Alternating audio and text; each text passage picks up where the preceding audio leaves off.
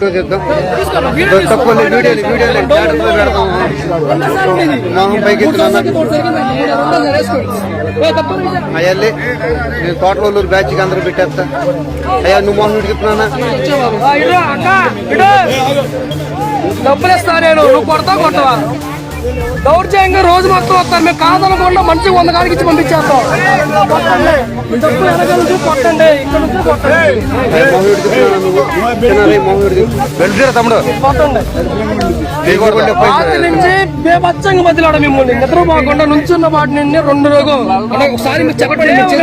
చెప్పండి 1,00,000 చెప్పండి. మీదే కూర్చోనా?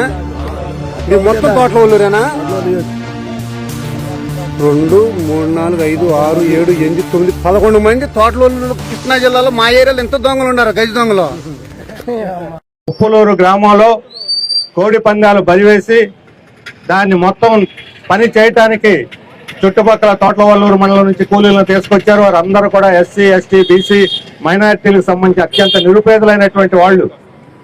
ఈ కోడి పందాల బరిలో అక్రమంగా కోట్లాది రూపాయలు చలామణి అయింది. దొంగ డబ్బు చట్ట విరుద్ధంగా పందాలు వేసి ఈ హైకోర్టు యొక్క నిబంధనలకు, సూచనలకి భిన్నంగా, ఆదేశాలకి భిన్నంగా పట్టపగలు ప్రజాప్రతినిధుల సమక్షంలో జరుగుతూ ఉంటే పోలీస్ యంత్రాంగం పట్టించుకోదు, ప్రభుత్వం పట్టించుకోదు, మంత్రులు, ఎమ్మెల్యే ఎవరు కూడా కిమ్మనకుండా వాటన్నిటిని కూడా వాళ్ళకి రక్షణ కల్పించి, వాళ్ళకి భద్రత కల్పించి ఈ రకంగా నిర్వహిస్తుంటే వాళ్ళ డబ్బు పోయిందని, పోయిందే దొంగ సొత్తు, పోయిందో లేదో ఎవరికి తెలియదు.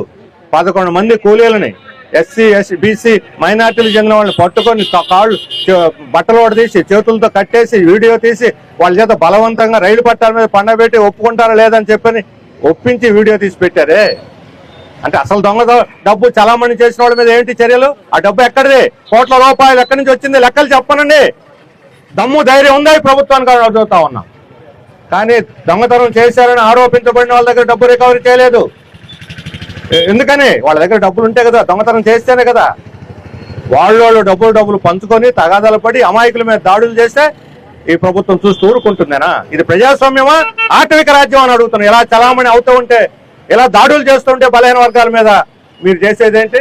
రోజు మేము బీసీలకు రక్షణ కల్పించే చట్టం తెస్తాం, మాది బీసీల ప్రభుత్వం అని ఊరిని ఓకదంపుడు ఉపన్యాసాలు చేయటం కాదు. అక్కడ ఎవరిని అవమానపరిచి కొట్టి తాళ్ళతో బంధించిన బీసీలని అన్యాయంగా.